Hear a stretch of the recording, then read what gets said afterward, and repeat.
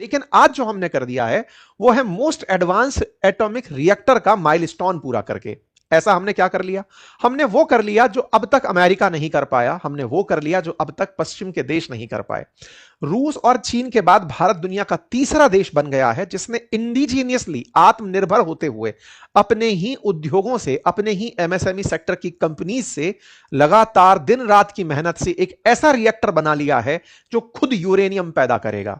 हमने जब कहा कि इस तरह से रिएक्टर्स के अंदर यूरेनियम की ऊर्जा आवश्यक होती है, तो हमने यूरेनियम अब खदानों से नहीं, हमारे पास उपलब्ध थोरियम के जो भंडार हैं मोनाजाइट सॉइल के अंदर, उसका उपयोग करके हम खुद का यूरेनियम बना पाएंगे और उस यूरेनियम से बिजली उत्पादित कर पाएंगे।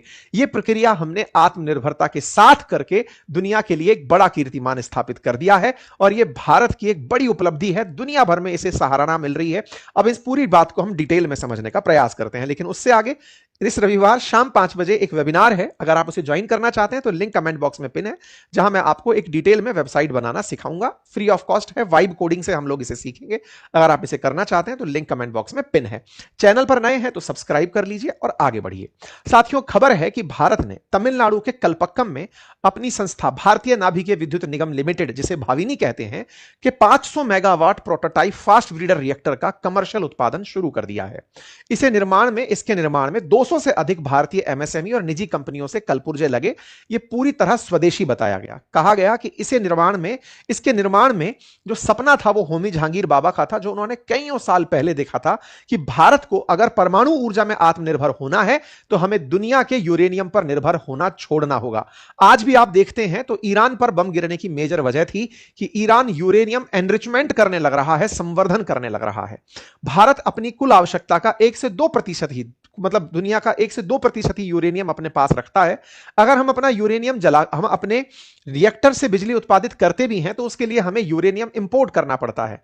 ऐसे में यदि हम अपने यहां पर यूरेनियम बनाने लग जाएं, जो कि प्राकृतिक रूप से मिलने वाला तत्व है, हमारे पास यूरेनियम की खदानें हैं नहीं, लेकिन हम उन खदानों की जगह हमारे पास उपलब्ध थोरियम से अगर यूरेनियम बनाने लग जाएं तो यह भारत के लिए एक बड़ी उपलब्धि होगा। यह सपना कभी होमी जहांगीर भाभा ने देखा था। अब यह कैसे संभव है किसी तत्व का दूसरे तत्व में बदलना?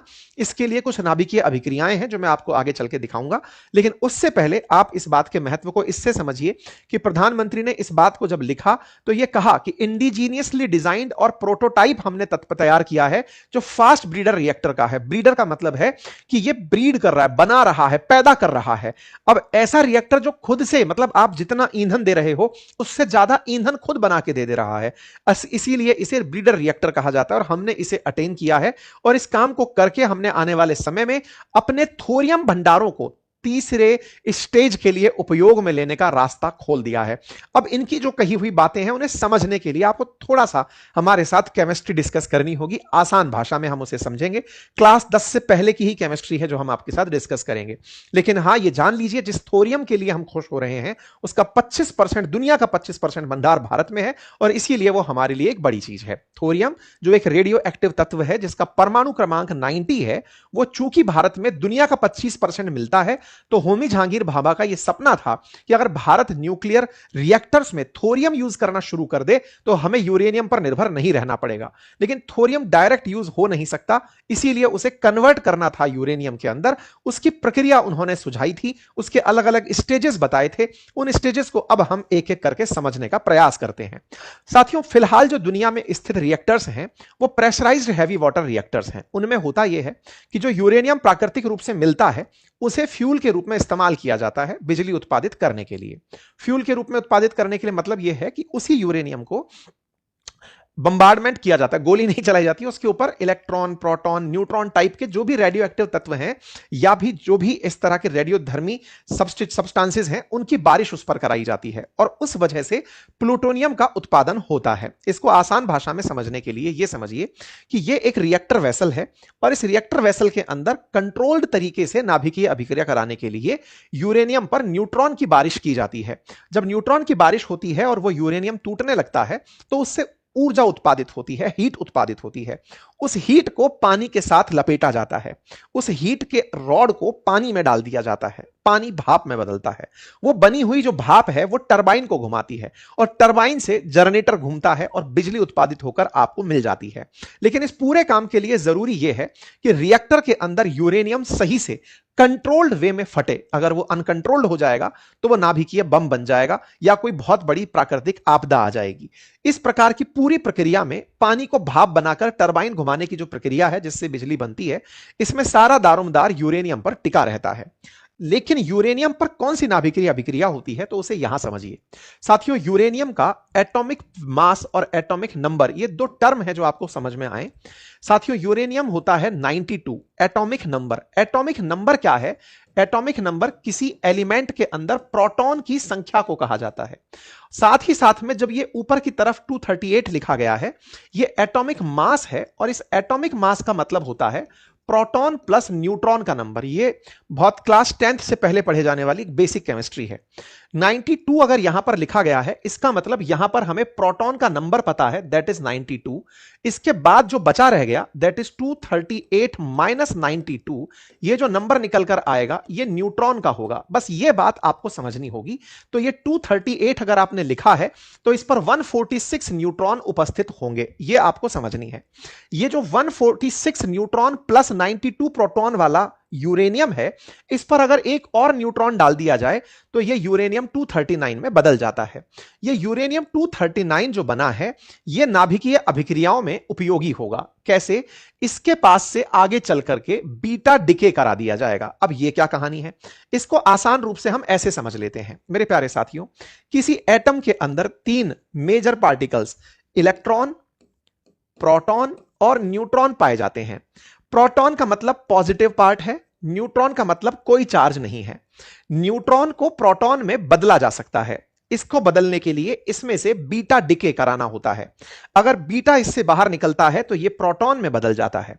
न्यूट्रॉन को समझिए कि इसमें प्लस और माइनस बराबर है, इसलिए यह न्यूट्रॉन है। प्रोटॉन पर पॉजिटिव चार्ज है, अगर न्यूट्रॉन से बीटा निकल गया तो यह प्रोटॉन में बदलता है। मेरे प्यारे साथियों, इलेक्ट्रॉन को कहीं पर बेचारे को काउंट नहीं किया जाता। माना जाता है जितने प्रोटॉन है उतने इलेक्ट्रॉन एटम के पास प्रेजेंट होंगे, तभी वो न्यूट्रल है। न्यूट्रॉन को प्रोटॉन में बदलने के लिए बीटा डिके नाम की एक एक्सरसाइज लगती है। यह सुनने में तो आसान है, लेकिन ऐसा होते ही एलिमेंट का एटॉमिक नंबर बदल जाता है। उदाहरण के लिए, अगर मैंने यूरेनियम 238 लिखा, इसमें न्यूट्रॉन जुड़ा तो एटॉमिक नंबर पर कोई फर्क नहीं पड़ा। एटॉमिक नंबर असल मायने में प्रोटॉन की ही संख्या होती है। अगर यहां पर न्यूट्रॉन को इलेक्ट्रॉन बाहर निकालने के लिए कह दिया जाए, अब समझिएगा, यह जो यूरेनियम है इसके पास में 92 नंबर यूरेनियम है, एटॉमिक नंबर है। 239 यहां पर एक न्यूट्रॉन है। अगर यहां से बीटा माइनस बाहर निकाल दिया जाए, वो निकलते ही प्रोटॉन की संख्या बढ़ेगी, यह बन जाएगा 93। अब ये जो एलिमेंट है इसका नाम अभी के लिए गायब रखते हैं, ऊपर रह गया 238। असल में एक नया एलिमेंट बनकर आ गया है जिसका पीरियोडिक टेबल में नंबर 93 है। अगर मैं इस एलिमेंट से एक और बीटा माइनस बाहर निकाल दूं, यानी बीटा डिके कर दूं, तो ऐसे में ये 238 जो यहां लिखा है इसमें से न्यूट्रॉन की संख्या घटेगी, प्रोटॉन पैदा होगा और ये 93 बदल जाएगा 94 में। फिर से ये एलिमेंट को अभी हम गायब रखते हैं और इसे 237 लिख देते हैं। अर्थात यूरेनियम से आपने एक तत्व पैदा कर दिया है, यहां पर भी एक बीटा डिके करके तत्व पैदा कर दिया है। मेरे प्यारे साथियों, ये जो पूरी प्रक्रिया आप देख रहे हैं, ये रिएक्टर्स के अंदर फर्स्ट स्टेज पर चलने वाली रिएक्टर स्कीम है, जिसके अंदर पहली बार जब आप यूरेनियम 239 से आप एक बीटा डिके करते हैं तो ये जो 93 है ये एलिमेंट असल मायने में नेपच्यूनियम है। ये जो मैं यहां पर गायब लिख रहा था ये असल में नेपच्यूनियम नामक एक एलिमेंट है, जैसे यूरेनियम एक एलिमेंट है। अब यहां पर मैंने नेपच्यूनियम से एक बीटा बाहर निकाल दिया तो जो बनकर आता है वो प्लूटोनियम है, यानी कि नेपच्यूनियम से भी अगर मैं एक बीटा डिके कर दूं तो जो बनकर तत्व निकल कर आता है वो प्लूटोनियम होता है।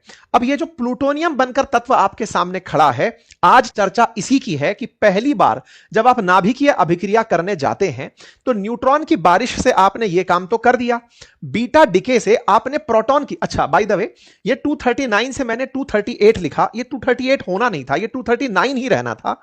कारण क्या था? क्योंकि आपने प्रोटॉन की संख्या बढ़ाई है, ये 93 हुआ है तो ये 239 ही रहेगा, माफ कीजिएगा। ठीक इसी प्रकार से आपने बीटा डिके किया, इधर प्रोटॉन बढ़ा, लेकिन ऊपर लिखा गया एटॉमिक नंबर, वो एटॉमिक मास असल में प्रोटॉन और न्यूट्रॉन की संयुक्त संख्या है, तो ये 239 ही रहा।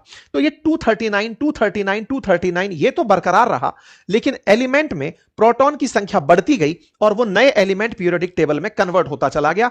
फाइनली प्लूटोनियम बना। ये जो प्लूटोनियम है, फिलहाल भारत इसी की खुशी मना रहा है कि हम लोगों ने अब प्लूटोनियम से भी आगे का काम सीख लिया है। अब तक रिएक्टर्स में यहां तक का काम होता था, जो भी फास्ट ब्रीडर रिएक्टर्स हुआ करते थे, उन फास्ट ब्रीडर रिएक्टर्स में हम प्लूटोनियम को उत्पन्न करते थे। लेकिन अब हमने जो सीख लिया है वो प्लूटोनियम से आगे का काम है, जिसमें प्लूटोनियम का उपयोग करके हम फास्ट ब्रीडर रिएक्टर में यूज करते हुए आगे बढ़ेंगे और वहां से आगे चलते हुए हम यूरेनियम 233 का उत्पादन कर सकेंगे। अब यूरेनियम 233 तक पहुंचना है, क्योंकि फ्यूल क्या था? यूरेनियम 238। इसी से ही इस पूरी प्रक्रिया के दौरान ईंधन से ऊर्जा बन रही थी। हम प्लूटोनियम तक दुनिया के सारे रिएक्टर्स पहुंचते हैं। दुनिया के जितने भी रिएक्टर्स हैं वो प्लूटोनियम बनाकर फर्स्ट स्टेज में बंद हो जाते हैं। हमने सेकंड स्टेप तैयार कर लिया। क्या कर लिया?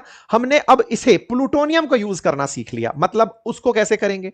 तो जो अभी हम करते आ रहे थे यूरेनियम के साथ, अगर वो प्रक्रिया हम थोरियम के साथ कर देते, थोरियम होता है 90, थोरियम 9232 होता है। अगर इस पर न्यूट्रॉन की वर्षा हो तो यह थोरियम 233 में बदल जाता है। यह हमने एक अतिरिक्त इस पर न्यूट्रॉन डाल दिया।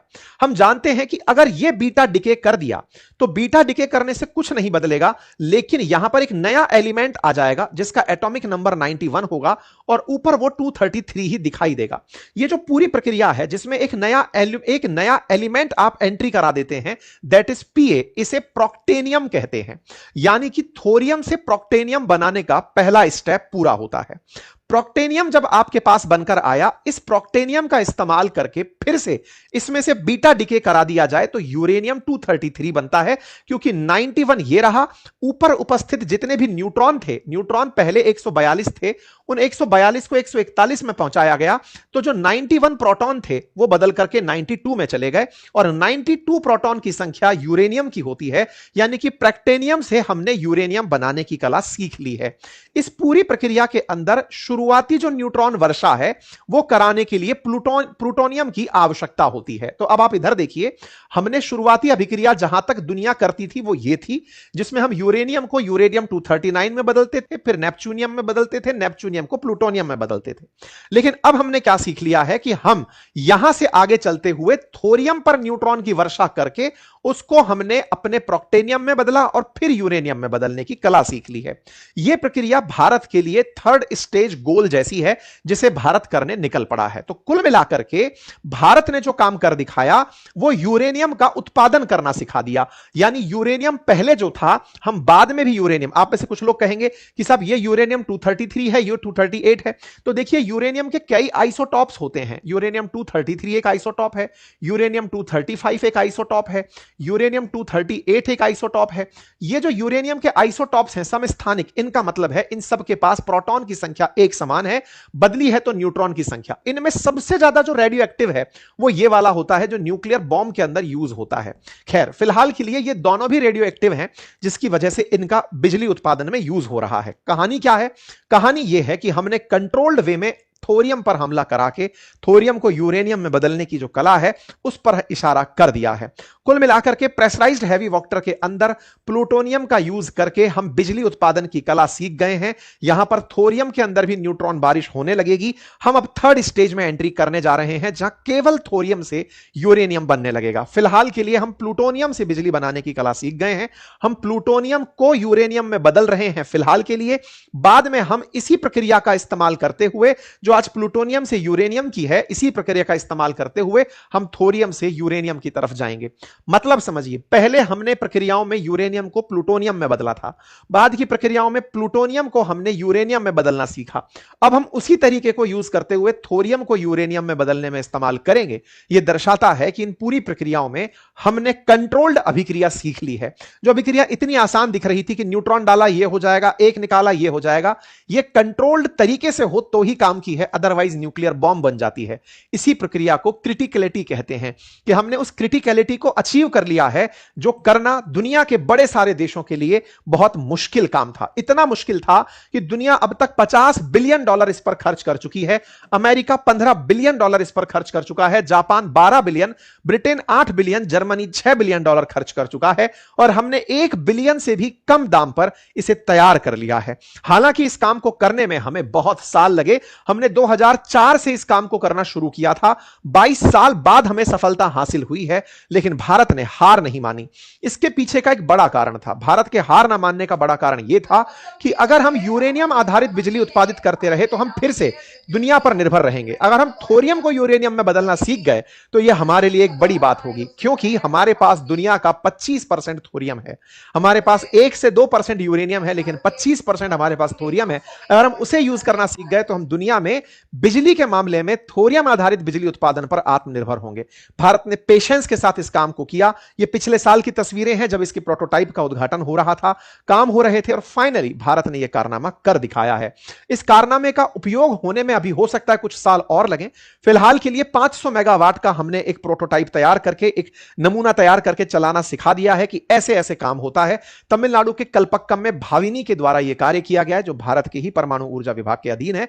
और इस रिएक्टर से अब आने वाले समय में दुनिया को बड़ी उम्मीदें होंगी कि भारत ने इंडिजीनियसली यह तकनीकी कैसे विकसित कर ली। हमारी इस तकनीकी से ना केवल हम ऊर्जा आपूर्ति करेंगे बल्कि आत्मनिर्भर रहेंगे, क्योंकि थोरियम हमारा अपना है। हम इस बात को करके दुनिया के बहुत से देशों को भारतीय तकनीकी का लोहा मनवा चुके हैं। आप जानते हैं कि आज अमेरिका ने ईरान पर जब हमले किए तो कारण बताया कि आप यूरेनियम एनरिच कर रहे हैं बम बनाने के लिए। सोचिए, हमने 22 साल में वो काम किया जिसमें हम प्लूटोनियम को यूरेनियम में बदलना, थोरियम को यूरेनियम में बदलने की कला विकसित कर रहे थे। यह तकनीक कितनी हावी होगी सोचकर देखिए कि आज ईरान, जिसको कहा जा रहा है कि स्टोन एज में पहुंचा दिया जाएगा, वो यूरेनियम एनरिचमेंट के प्रयास कर रहा था। वो काम हम बहुत पहले कर चुके हैं। अब हम वो काम कर दिए हैं जो अमेरिका और ब्रिटेन भी नहीं कर पाए हैं। उसके कारण हो सकते हैं कि साहब उनके पास यूरेनियम का एक्सेस है, हमारे पास जो है हमने उससे उत्पादन सीख लिया है। चाइना और रशिया इस काम को पहले से करके रखे हुए हैं। यही कारण है कि भारत ने इस पूरी खबर को दुनिया को बताया कि हमने कमर्शियली फास्ट ब्रीडर का मतलब जो खुद से अपना भोजन पैदा कर ले, हमने एक पूरी तरह से 3 स्टेज न्यूक्लियर रिएक्टर के अंदर सेकंड स्टेज पार कर दिया है। और ऐसा करके हम आने वाले समय में थोरियम का इस्तेमाल कर पाएंगे। भारत ने इस बात को सब जगह बताया, और इस बात को जो IAEA है, इंटरनेशनल एनर्जी एजेंसी, जो एटॉमिक एनर्जी पर पूरी तरह से नजर रखती है, उसने भारत को इस बात के लिए कांग्रेचुलेट किया, और साथ ही साथ इस बात को बड़ा इंप्रेसिव प्रोग्रेस कंसीडर किया IAEA के चेयरमैन के द्वारा कि हां, यह बहुत बड़ा कारनामा है। उम्मीद है कि आप लोगों को यह जानकारी समझ में आई हो। अगर आप इसे डिटेल में पढ़ना चाहते हैं तो हमारी वेबसाइट अपनी पाठशाला पर यह कंटेंट पहले से ही 7 अप्रैल को हमने अपलोड कर दिया था, अंग्रेजी में और हिंदी भाषा में, दोनों भाषाओं में आप उसे हमारी वेबसाइट से भी पढ़ सकते हैं। फिलहाल के लिए इतना ही। जानकारी पसंद आई हो तो साथियों से साझा करें, चैनल पर नए हैं तो सब्सक्राइब कर लें, और हां, अगर वेबिनार ज्वाइन करना चाहते हैं तो लिंक कमेंट बॉक्स में पिन है। धन्यवाद।